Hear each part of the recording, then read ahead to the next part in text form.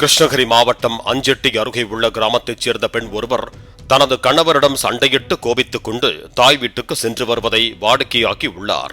இந்த நிலையில் கடந்த 2025 டிசம்பர் 2ஆம் தேதி வழக்கம் போல கணவரிடம் சண்டையிட்டு தனது 2.5 வயது பெண் குழந்தையை தூக்கிக் கொண்டு வீட்டை விட்டு வெளியேறியுள்ளார். அதன் பிறகு கணவரின் வீட்டுக்கு திரும்பாத அந்த பெண் அடுத்த 10வது நாளிலேயே, அதாவது டிசம்பர் 11ஆம் தேதி கணவனுக்கு போன் செய்து குழந்தை இறந்து விட்டதாகவும் கிருஷ்ணகிரி அரசு மருத்துவமனையில் இருப்பதாகவும் கூறிவிட்டு இழைப்பை துண்டித்து விட்டார். பதறியடித்துக் கொண்டு ஓடிவந்த அந்த பெண்ணின் கணவர் தனது மனைவி, அவரது பெற்றோர் மற்றும் திமுகவின் அஞ்செட்டி ஒன்றிய இளைஞரணி அமைப்பாளர் கலைஞர் என்கிற பெரியநாயகம் உள்ளிட்டோர் மீது சந்தேகம் இருப்பதாக புகார் அளித்தார். இதுகுறித்து அஞ்செட்டி காவல் நிலைய அப்போதைய ஆய்வாளர் சுமித்ரா 2025 டிசம்பர் 12ஆம் தேதி வழக்கு பதிவு செய்து குழந்தையின் தாய் மற்றும் அவரது பெற்றோரிடம் நடத்திய விசாரணையில் 2025 டிசம்பர் 11ஆம் தேதி தாங்கள் மாட்டுக் கொட்டகையில் இருந்தபோது வீட்டில் பெரியநாயகமும் குழந்தையும் மட்டும் இருந்திருக்கிறார்கள் எனவும், குழந்தையின் அலறல் சப்தம் கேட்டு வந்து பார்த்தபோது குழந்தைக்கு மூச்சு திணறல் ஏற்பட்டு இறந்துவிட்டது என்றும் வாக்குமூலம் அளித்ததாக பதிவு செய்யப்பட்டுள்ளது.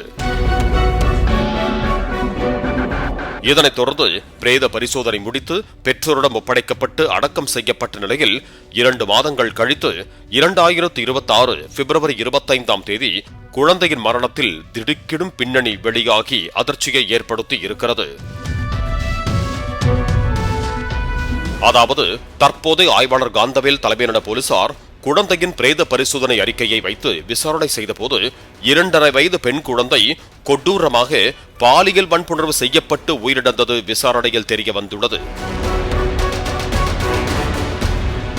இதனைத் தொடர்ந்து திமுக அஞ்செட்டி ஒன்றிய இளைஞரணி அமைப்பாளர் பெரியநாயகத்திடம் விசாரணை செய்தபோது 2025 டிசம்பர் 11ஆம் தேதி அன்று 2.5 வயது பெண் குழந்தையிடம் பாலியல் அத்துமீறலில் ஈடுபடும் போது குழந்தை வலியில் துடித்துள்ளது, அலறல் சப்தம் வெளியில் கேட்கக்கூடாது என்பதற்காக வாயை மூடிய போது மூச்சு திணறல் ஏற்பட்டு குழந்தை பரிதாபமாக உயிரிழந்ததாக பெரியநாயகம் பகீர் வாக்குமூலம் அளித்துள்ளார். இதனால் அதிர்ச்சியடைந்த அஞ்செட்டி காவல் நிலைய போலீசார் பெரியநாயகத்தின் வாக்குமூலத்தின் அடிப்படையில் இந்த வழக்கை சாதாரண இறப்பு பிரிவிலிருந்து கடுமையான பாலியல் குற்றப்பிரிவுகளாக மாற்றம் செய்தனர்.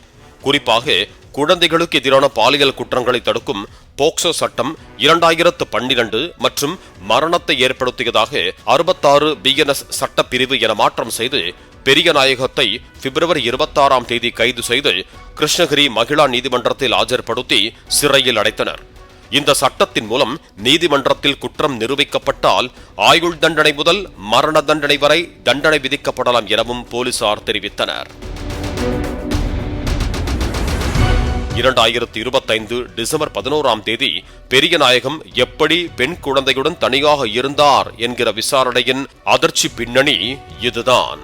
கிருஷ்ணகிரி மாவட்டம் அஞ்செட்டி அருகே உள்ள கிராமத்தை சேர்ந்த 25 வயது பெண்ணிற்கும் கவுண்டன்கொட்டாய் பகுதியை சேர்ந்த மாதலைமுத்து என்பவரின் 40 வயதான மகனான திமுக அஞ்செட்டி ஒன்றிய இளைஞரணி அமைப்பாளர் பெரியநாயகத்திற்கும் திருமணத்தை தாண்டிய பழக்கம் ஏற்பட்டுள்ளது. இதனைத் தொடர்ந்து அந்த பெண் கடந்த 2025 டிசம்பர் 2ஆம் தேதி குழந்தையை அழைத்துக் கொண்டு பெரியநாயகத்துடன் சென்றுவிட்டதாக கூறப்படுகிறது. இதனைத் தொடர்ந்து இருவரும் திருமணம் செய்து கொண்ட புகைப்படத்தையும் பதிவு சான்றிதழையும் கணவரின் வாட்ஸ்அப் எண்ணிற்கு அனுப்பியுள்ளனர். இந்த நிலையில்தான் இப்படி ஒரு பாலியல் கொடூரம் நிகழ்ந்திருப்பது விசாரணையில் வெளிவந்துள்ளது.